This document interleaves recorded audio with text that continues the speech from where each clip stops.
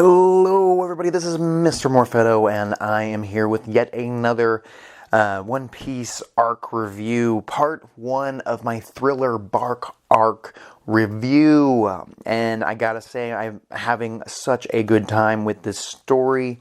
Recently, in the last few arcs, I've been splitting them up splitting them in half, unless they were short arcs, which are rare in One Piece. Sometimes they'll stick a little 10-chapter arc in between bigger arcs, and this one is no exception and is huge. It is a 48-chapter event, and I am 24 chapters into it, and I'm having a blast. It introduces Brook. It introduces zombies to the One Piece world. When you think that, there's people in the sky, there's fish people, devil fruit users, and so on. You cyborgs, and now zombies are in this world. And I really feel like every type of mythical creature or story would be at some point put into the One Piece world, and I'm okay with it. Let's just kick it off right here. It really kicks off with the One Piece crew on their way away from Water 7. I think they're on their way to Fishman Island, but they have to go through the Thriller Bark area first, is what I got from it. They find a little barrel, they pick it up, they open it, it shoots like a signal flare out, signaling to the Thriller Bark ship to come consume them. This ghosty ghost thing happens. They hang out, they meet Brook almost immediately, drinking tea, very scary. And he's like hanging over the side of this ghost ship, and I think that when I knew who he was immediately from pictures that I've seen before. And I'll be honest, when I first heard about this skeleton man joining the One Piece crew, I was just like I was basically with Frankie. I was a little worried this guy was just going to be a little too over the top, a little too weird to find his niche, find his place in this already well-established crew. But I am already loving Frankie's his inclusion into the Straw Hats and what he brings to the table, and I welcome Brook with open arms. Just as Luffy does, because almost immediately after Brook says, "Might I take a look at your panties?" to Nami, Luffy's like, never mind. Do you want to join my crew? He does ask him if he poops, which he does, which I'd like to know how that works. I mean, how does the skeleton man poop? He's already said that he doesn't have a tongue, he doesn't have eyeballs, but he sees, and I'm assuming he can taste, and he poops. So I'd like to know what he poops. And is it just like when he drinks things or eats things, does it just fall out the back side of him because he's got no stomach? It's a lot to... it makes me wonder, is all. And so Luffy asks this dude to join the crew. He says, "I would love that." The rest of the crew is like, "What are you talking about? This man's a skeleton, and why are you asking him to join us? And he's creepy. We don't know anything about him." It was really interesting because Luffy didn't even know this dude was a musician yet, and that's one of the people he really wanted on the crew was somebody who could play music. This dude can play music. There's a lot about Brook that adds to the crew. Not only can he play music, he's a pretty damn good swordsman with his little cane sword, and you find that out a little later. But he's not helpless, even though he's a skeleton man. But he ate some kind of fruit that allowed him to keep living, even though he died. I'm not sure how you kill Brook. Can Brook die? I might have missed that part. But he joins them for a meal. The whole crew is kind of against this dude being part of the crew, except for Luffy. Luffy's having a great time with Brook.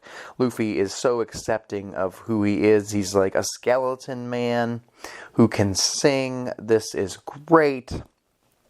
It's just very... it's very of Luffy's character to just be like, yes, join my crew, be a part of this. I think it would have been kind of cool to see him do that. I think he does do that a lot on this particular arc, where he meets a bunch of different weird-looking things, like zombie trees and whatnot, and he's like, join my crew! And they're like, stop doing that! Luffy, we don't need these freaks and geeks a part of this. We've got a big enough crew. Calm down. What do these things bring to the table? When Luffy's just like, they're cool. He's a zombie. It's a skeleton. Let's let them join us now. Eventually, Brook is, no, I can't join your crew. I've got to go get my shadow. Apparently, his shadow was taken from him, and if he goes into the sunlight, he will burn like a vampire. And that's the whole arc of Thriller Bark so far, 24 chapters in, halfway through. I have noticed it's got a lot of spooky tendencies. Eventually, a ghost pops through the wall, like a really goofy-looking ghost with a smiley face, and he's like, hello. He doesn't really say nothing, but we find out they are on an island, which is a ship at the same time. And they've got to go handle business. And Brook takes off to go to the island to get his shadow back. He doesn't really give us much information. I don't think he wants the crew, the Straw Hat crew, to get involved. I don't think he thinks that they could handle themselves just yet, especially against one of the warlords, the pirate warlords. And I'm assuming he just doesn't want these nice people to get hurt, so he doesn't give them much info. Eventually, Frankie pops out one of his little mini Marys. I think he's only got one on the... I could be wrong. There's a 2 on it. There could be 2, but it's like a middle Mary. Maybe it's like Mary 2 because the original Mary died. But Usopp, Chopper, and Nami get to ride this little paddle boat around. But before they know it, they're gone. Nami's gone. Something happened. The shit's going down. Nobody knows what's happened. There's like an invisible man on the ship as well, it's not unexpected. I almost started to think, well, okay, there's an invisible man on the ship. Maybe this is just going to be like a Universal Monsters type arc. And there'll be like a Frankenstein person, a mummy person, a vampire person, which it did not turn out to be, which I'm glad, because that could have become a little too gimmicky. But the Invisible Man causes havoc on the crew.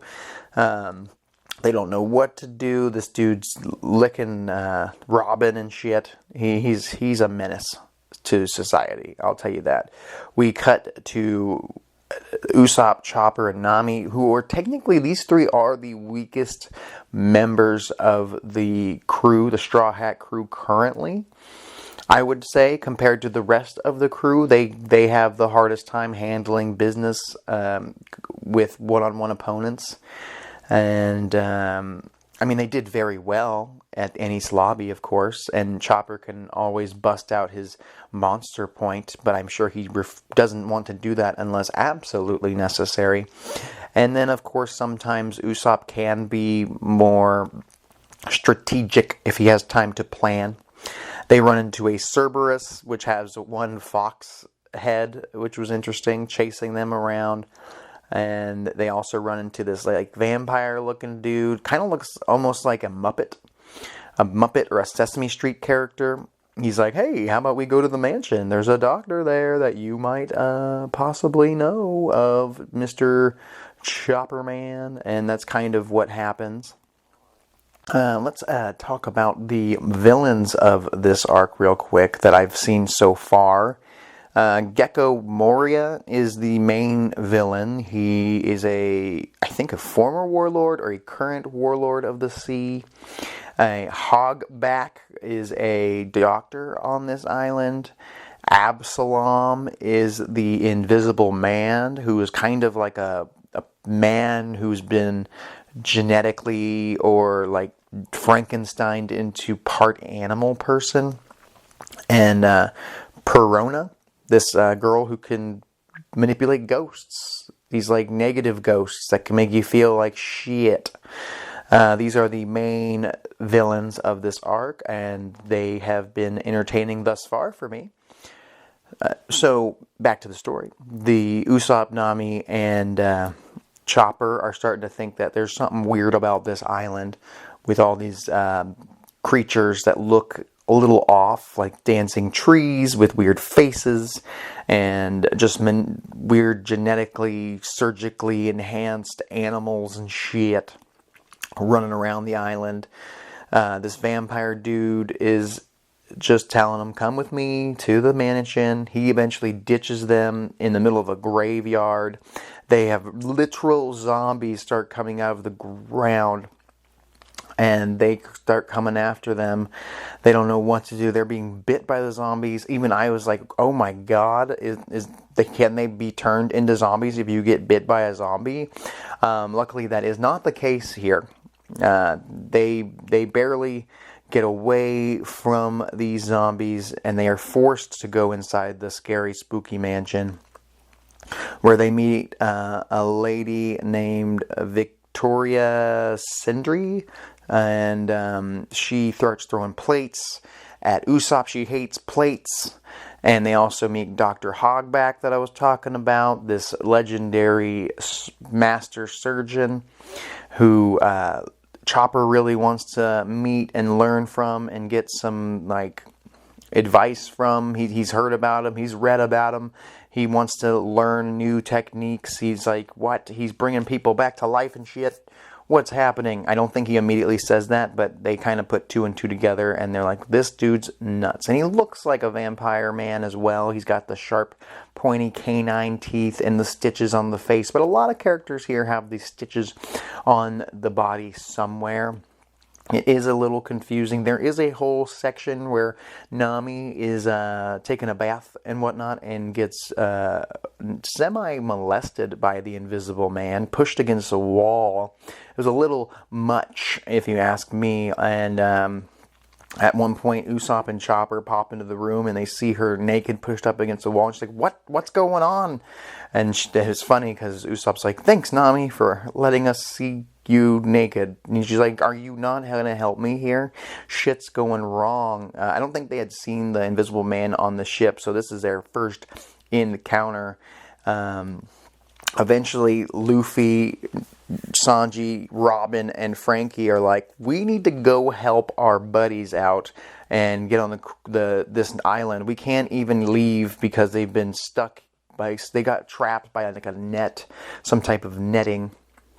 And it really feels interesting when these five go on the island, the spooky thriller arc island. They are overly confident in their abilities, whereas Usopp, Nami, and Chopper are just frightened out of their wits. Whereas these five, these elites, I would like to call them, like these five are the strongest members of the crew. They are not afraid of anything, and if they are, they don't show it. Most of them are excited to go on this adventure, especially Luffy, of course. Zoro, he's like, ugh, I gotta actually be awake. This better be worth my time.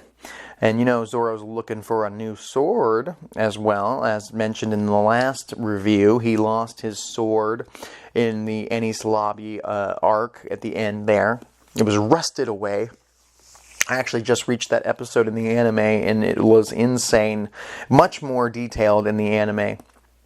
I wonder if we'll ever meet that Rust fella again.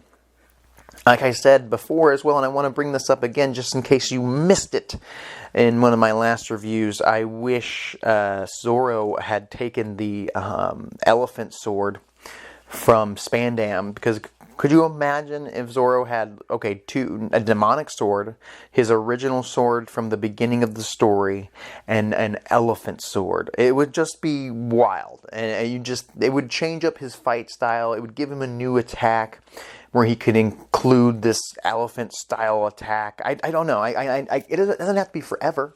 Just for a while, if he had that sword and maybe it gets taken away from him or destroyed or something, I don't know, or he gives it to somebody else when he finds a better sword. But for a while, if he had this gag sword it's not even a gag. It's a dangerous sword. It made Spandam dangerous, and he was a weakling of a villain. And he had this super sword with an elephant that comes out of it. I think that Zoro not only would be able to have this devil fruit enhanced sword that he could use in much better ways than Spandam, and do it and have new techniques that even Spandam just was like, hey, elephant sword, kill my opponent. Whereas Zoro would use it in his actual fight techniques that he's been studying since childhood. So Luffy shows up, whips the shit out of this three-headed dog with the fox head as well, who was also messing with Nami and Chopper and Usopp earlier, punches them in the face and tames the dog. Basically, it was kind of sad. Forces the dog to let him ride him on the back while they search this island. Right after that, he does ask like the zombie unicorn and zombie tree if they want to join his crew, which is funny. I like to do that when I play D&D. If we meet like a really interesting character or creature that can talk, I'll be like, do you want to join our party and help us save this island or this current, solve this mystery? Join us. And in hopes that the DM will be like, you know what? Fine. He's joined you. He's going to follow you. He's going to assist you in battle. Wouldn't that be sick? Usopp, Nami, and Chopper realize that they're in a shitty situation. They get attacked by more of these zombies that were hidden in the mansion. Mostly everything with a face in even pictures, bear rugs, and so on are actually alive, manipulated zombie things. They find some information about the lady who was throwing the plates at them. She's like, this is not the same lady we met. What is happening? And she died 10 years ago. What? And it wasn't too much of a shocker to me, because I was like, well, they're obviously zombies, most of these people. They meet like a zombie Jack in the Box.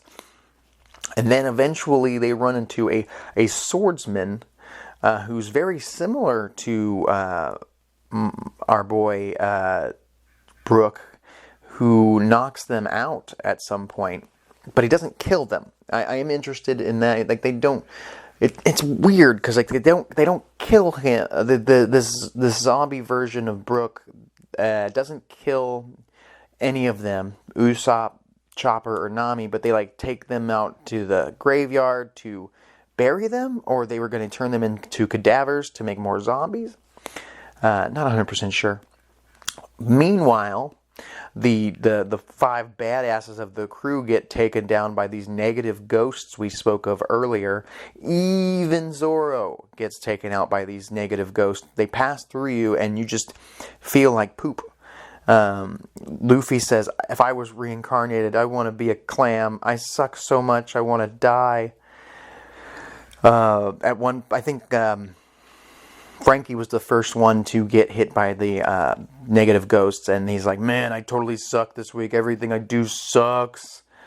And of course, and Zoro's like, I'm sorry I was even born. They affected every one of them. It doesn't matter how tough they are mentally, how confident they are. They get instantly depressed and weak if they get touched by these negative ghosts, which is a damn interesting attack or villain to face, because they can't really hit the ghosts or anything like that with any type of elemental move to keep them away from them. Even if Nico Robin tried to use her hand ability, I don't think it would be able to even touch them, one, and I think it would turn her into a sad, depressed mess.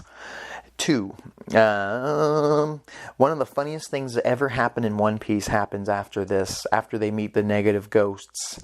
A zombie pops out in front of Luffy's eyes. Like, you see a hand, you start seeing most of the zombie come out, and Luffy looks at him with this blank stare, comes up, and pushes him back into the ground. Like, nope. I went and I googled the image of this happening in the anime, and it's even funnier. He just puts him back in the earth, like if you were in a classic zombie movie and zombies started coming out of the earth, and you were like, nah, and put him back down. And he doesn't even think it's a zombie. He says, an old man with severe injuries, and they're like, it's a zombie, you idiot. How would they know? There must be a lot of like scary books about zombies in this world that most people hear, like, zombies are a thing? And I know what they are. I mean, there's probably not movies in this world. I don't know. I mean, there's not like Night of the Living Dead or anything like that. But okay, all these zombies pop up and they try to scare our Straw Hat crew of elites. But, of course, Sanji lights his cigarette. Zoro pops a sword out. Frankie gets excited. Luffy cracks his knuckles. Nico Robin gets into her pose to start summoning hands. And they do the 600 million berry jackpot team attack, which was very cool, if you ask me. I was unexpected. They just wipe the floor with these zombie jobbers to the point where they're like, oh, never mind, you can pass right on by. And then they find out that the zombies attacked. They admit to attacking Nami, Usopp, and Chopper, so they get put back into the ground, face or feet up by Luffy and the gang, and it was great. They run into a man with severe injuries, an old man with severe injuries, and it's funny because Luffy says, an old man with severe injuries, like he did with the zombie, and the rest of his team is like, for crying out loud, it's a fucking zombie, man. And he's like, no, I actually am an old man with severe injuries, and they took my shadow as well. And we're starting to solve this little mystery of the shadow stealer, Gecko Moria, who he's one of the 7 warlords of the sea, according to Nico Robin. She would know. She worked for Crocodile. She probably has a lot of information she's not sharing until absolutely necessary. So that's cool. And they're going to deal with another warlord like they did with Crocodile. Are those the only 2 warlords we've dealt with so far? I guess so. I mean, Arlong was obviously not a warlord. And who currently is part of that crew? And the CP9 were stronger than... Or strong. I would say that Lucci was probably as strong as a warlord, but he's not a warlord. I guess a warlord has to be a pirate or a former pirate. So that's a qualifying factor. He was more of an assassin, but he had the same... I would say he could handle himself against a warlord. I could see Lucci beating the shit out of the crocodile that fought Luffy. So I can say that he's a rather dangerous fella. He pushed Luffy further than anybody else so far. I really do enjoy these stories. It seems like this story here is more of a gag story compared to Enies Lobby. It feels like Water 7 and Enies Lobby were pretty serious. There was funny parts that happened, but this one had a lot. Currently in Thriller Bark, it's been more of a gag, and there's a lot more goofy things going on. Goofy, funny gag designs of villains and zombies and characters like that. And goofy powers and whatnot compared to the powers of the CP9, which were all about assassination and death, and they were going to put Nico Robin to death. And now they're dealing with, kind of goofy, cartoony zombies and vampire people, which I like. I like that there's ups and downs, not necessarily like this is a downer. This is actually really fun. I'm having a great time with this arc. But I don't feel like it's as much of a threat as the CP9 were, who pushed the crew beyond their limits and forced them to come up with new techniques to overcome and become stronger than they ever were before. At least most of the crew did.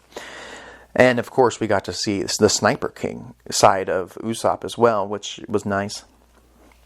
Nami, Chopper, and Usopp get their butts kicked by the one villain dude. What's his name?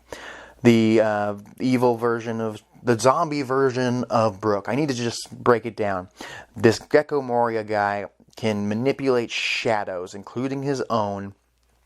He can snip your shadow with scissors, for some reason, can snip your shadow off of your feet and put it inside dead bodies, and then your shadow makes these zombies come to life, but they have fighting style. They take your fighting style, like the zombie that has Brook's swordsman ability, but originally this zombie's body was a legendary swordsman, so he has like a fused version of the personality of Brook and his own personality and his own fight style and Brook's fight style.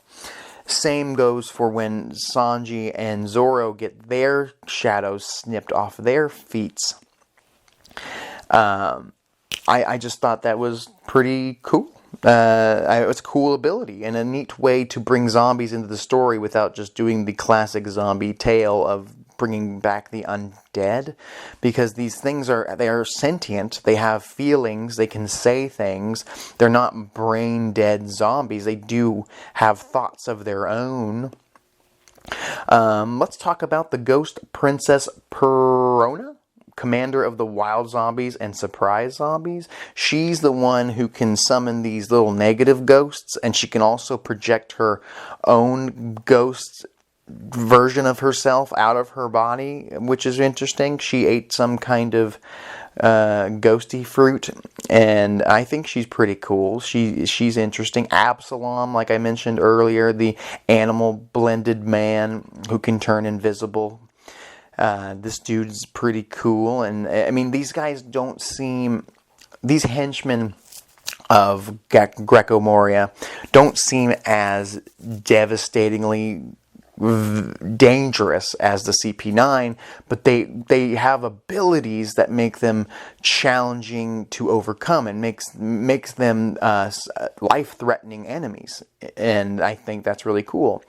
And the crew have to split off eventually to fight these guys, but they have to figure out who among them have the ability to actually hold their own with them. Which I thought was really cool. And I want to look here in the manga. This zombie dude that has the same fight style as Brook, he uses the notch slash on them, on Chopper, Nami, and Usopp, knocking them out.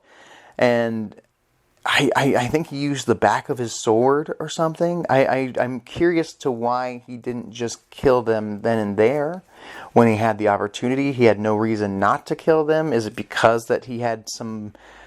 It was 5 years ago that Brook lost his shadow, so his personality couldn't still be within this creature so heavily influencing him not to kill them.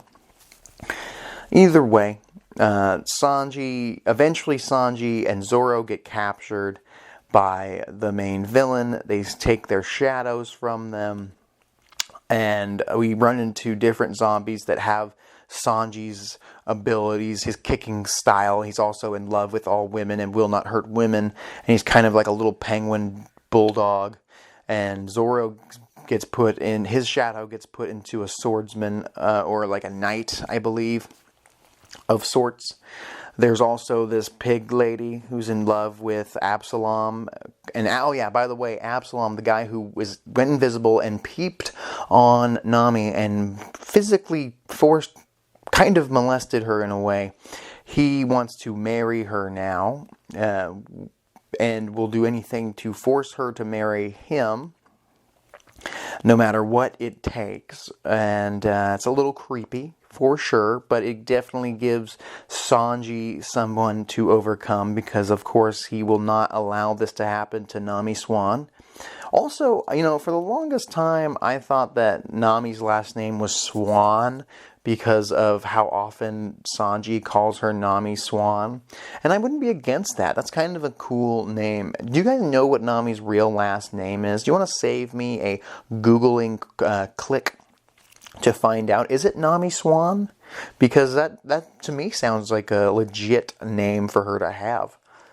We actually don't know a whole lot about where... I know Nami's like an orphan, so we don't know exactly where she actually came from just yet, if we ever will. And I wonder, like, who her original parents were, or, like, is she related to somebody important that she doesn't even know about?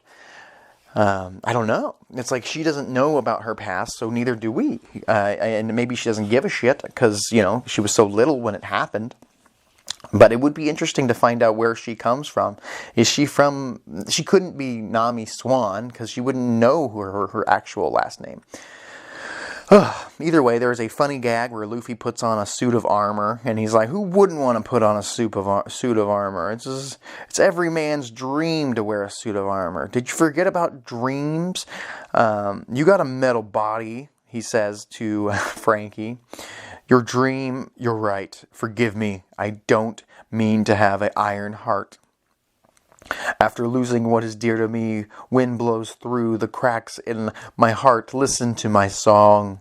It's interesting that Frankie goes into a little bit of a song, and Luffy loves it. The crew gets ambushed by this knight and a bunch of other armored zombies that they have to deal with. Fun.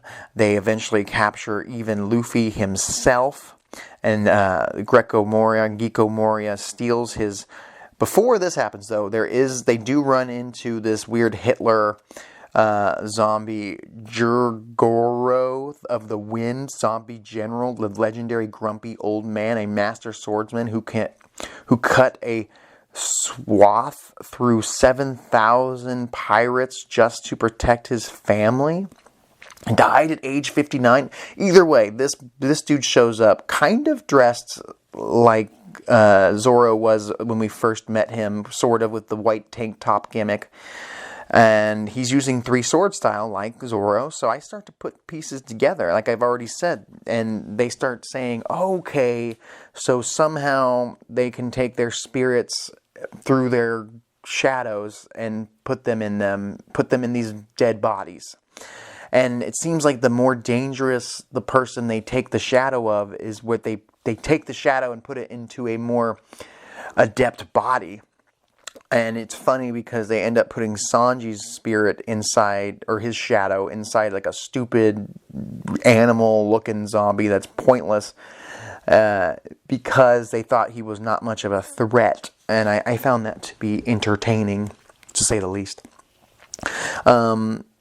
We eventually find out that the only way to defeat these zombies is to put salt in their mouth, and eventually the shadow will come out of them and go back to their original owner, which is nice. It's like an easy way to beat them, because they kept fighting these zombies, and these zombies kept coming back. Some of them ran away of fear of how strong some of the Straw Hats were, but the zombie generals were not worried, because they were also very strong bodies and probably had really strong shadows within them to compete and eventually wear down the Straw Hats, because they can't just keep knocking them down.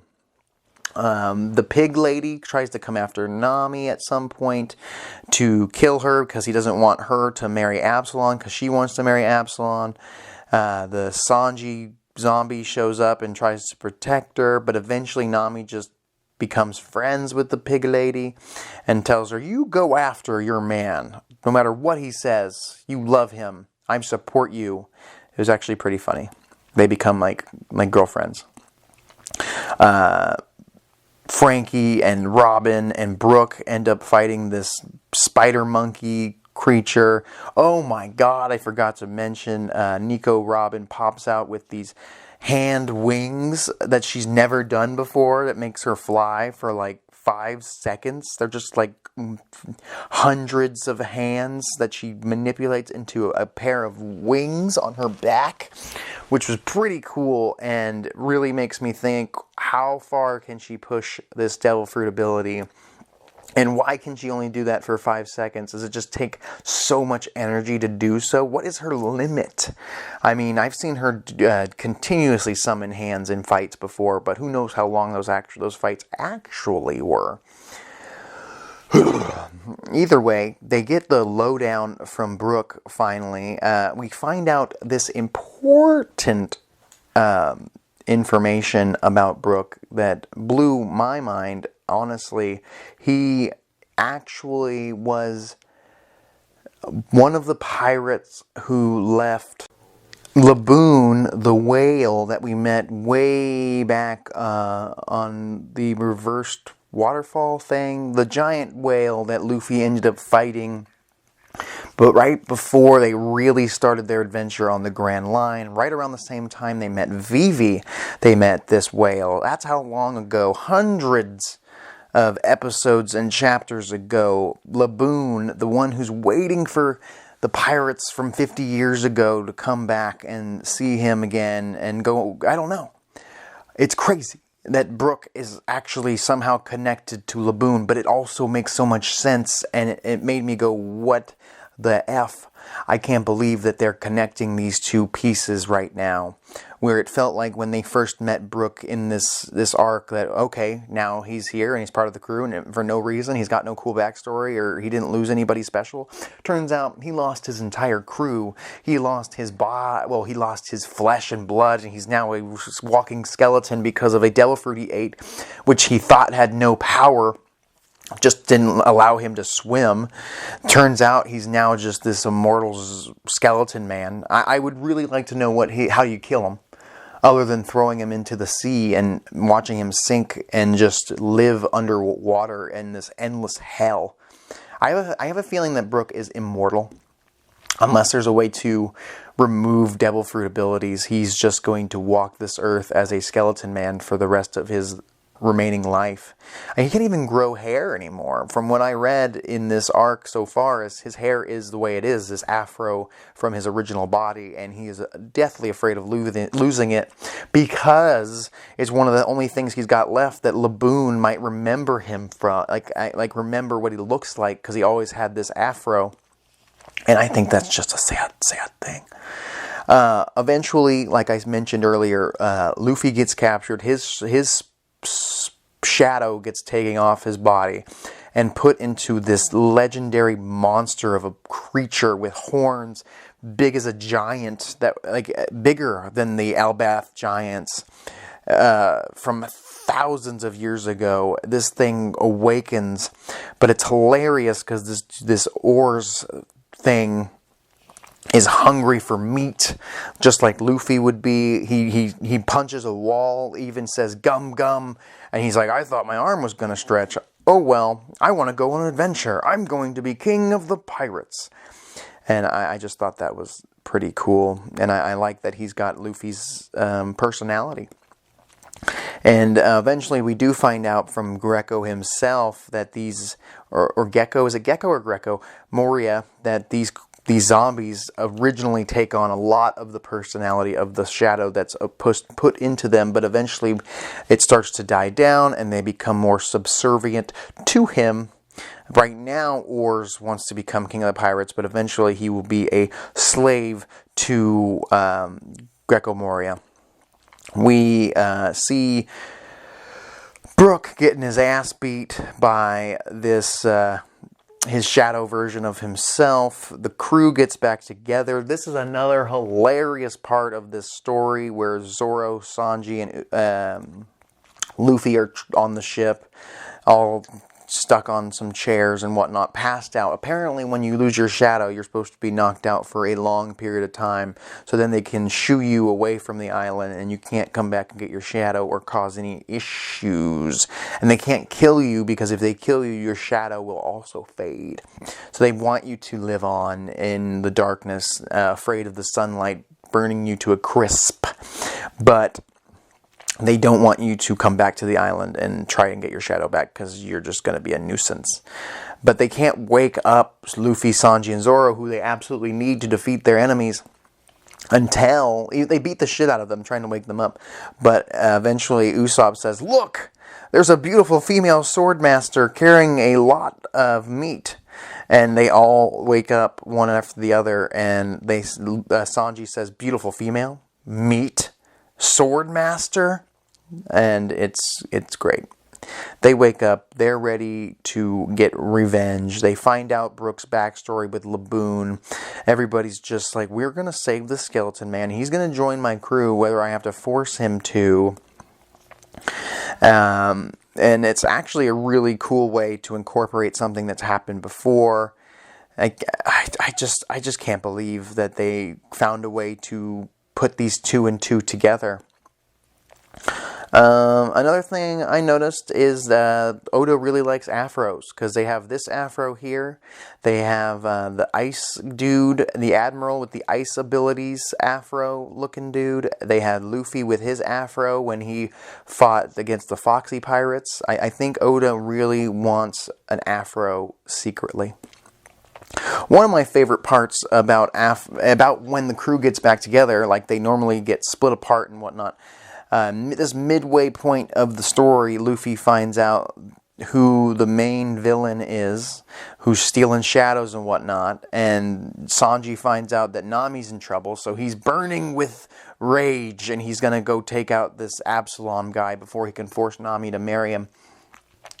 But I love that Luffy's like, I'm going to go fight Gecko Moria, because he's the main villain, and if we beat him, this is all over. And I love that he just says that, because he's just like, yeah, he's the main boss. Like, it'll suck if we don't get anything to eat until sunrise. He also says, like, he doesn't really care so much about his shadow, more that the dude took his lunch from him, and he wants to go kick his ass. I love that he just gets straight to the point. He's like, I don't care about these side villains. I don't really care too much about the giant monster that's got my ghost or my shadow in it.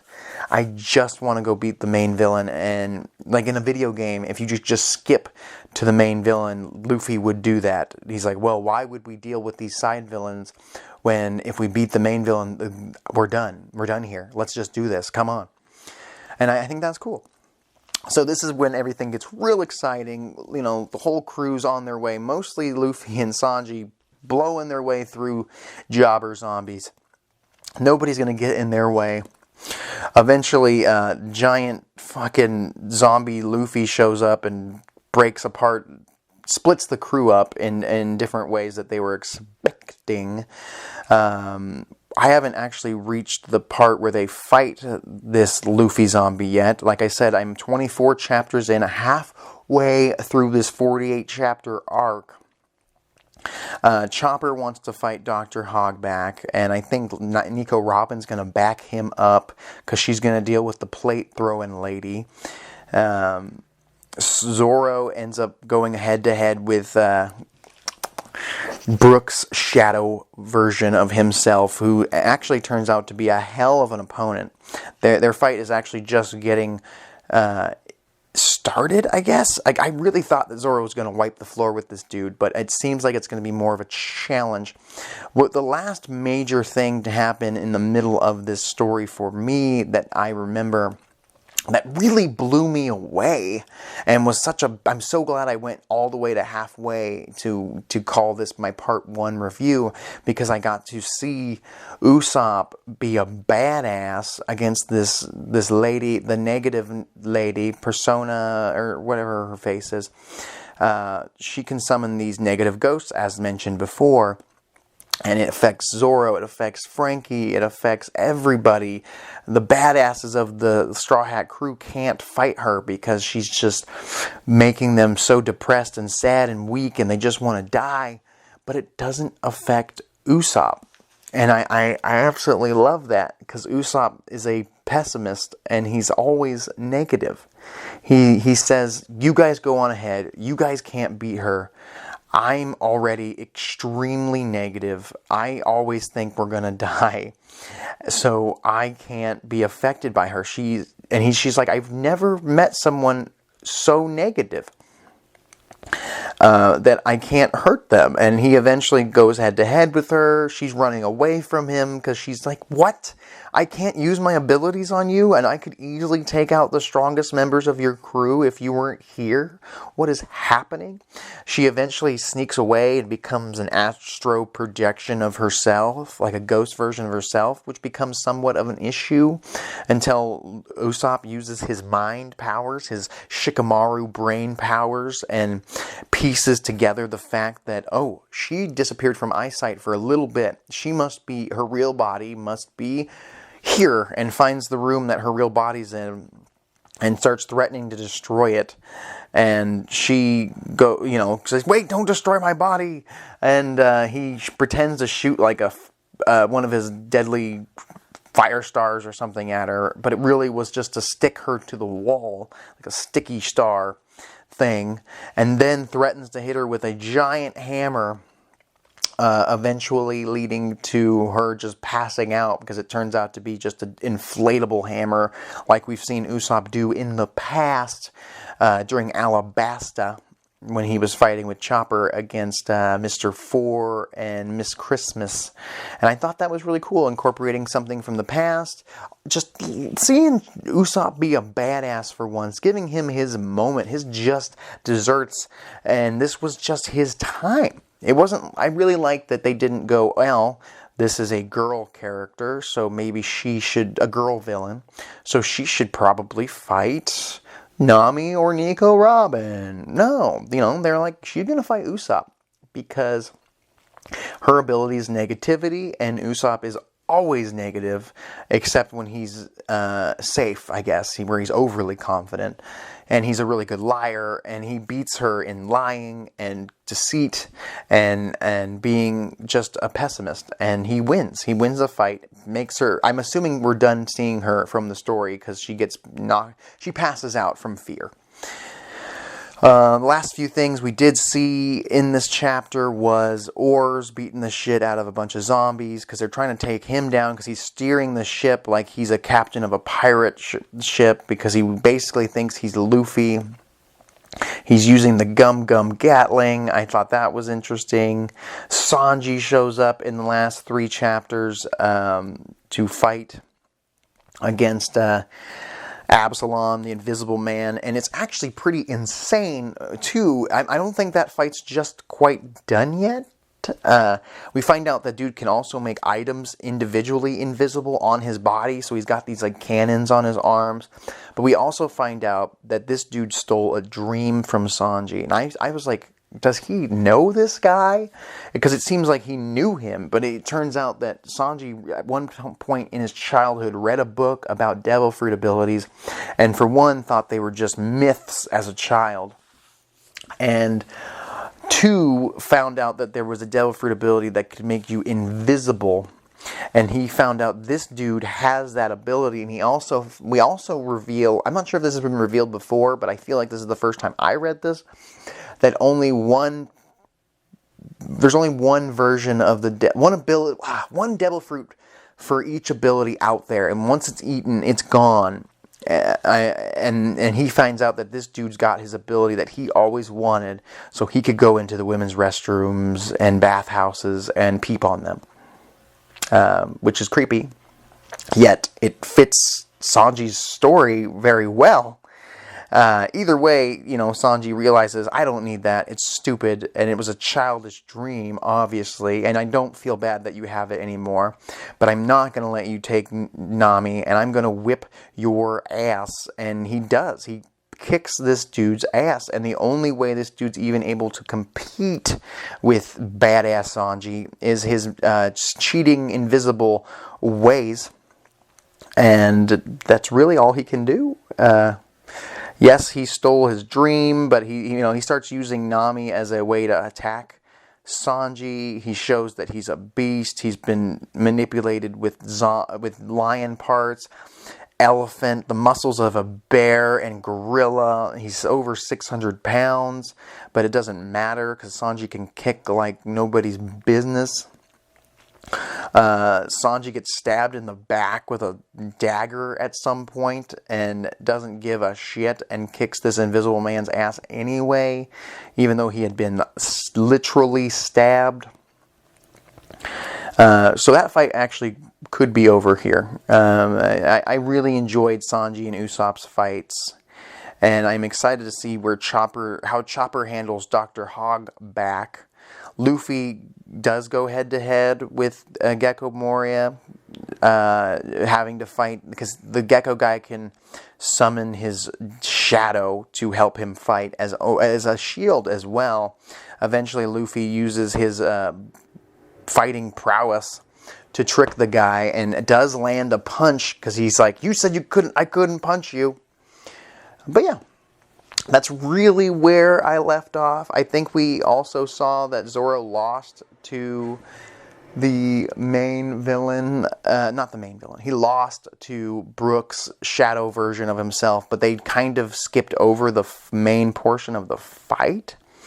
And there's more to be seen there. I'm interested to see how they're going to get their shadows back. I'm interested to see how it feels like we're on the last 5 chapters of this story, and yet there are 24 more chapters to go. What could be next for Thriller Bark Arc? Please stay tuned to the Mr. Morfetto YouTube page as I go through this in-depth review of this amazing story. I'm having so much fun here. I think I might even like the Thriller Bark arc more than the last arc. I don't know. It's just been a blast. Some of the funniest things have happened in the last few chapters, and I just can't stop reading One Piece, and I cannot believe that I have over 500 chapters, almost 600 chapters more to go here.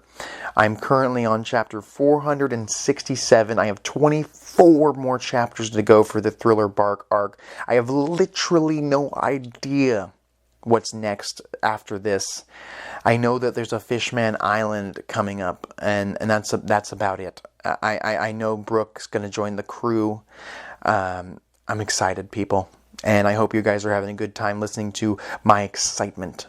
I know I'm just reading back things you probably already know and just giving you my take on these things, but I'm happy you guys are here listening. Please subscribe. Please comment down below if there's any characters in this arc that you want me to do a deep dive into. I would love to do so.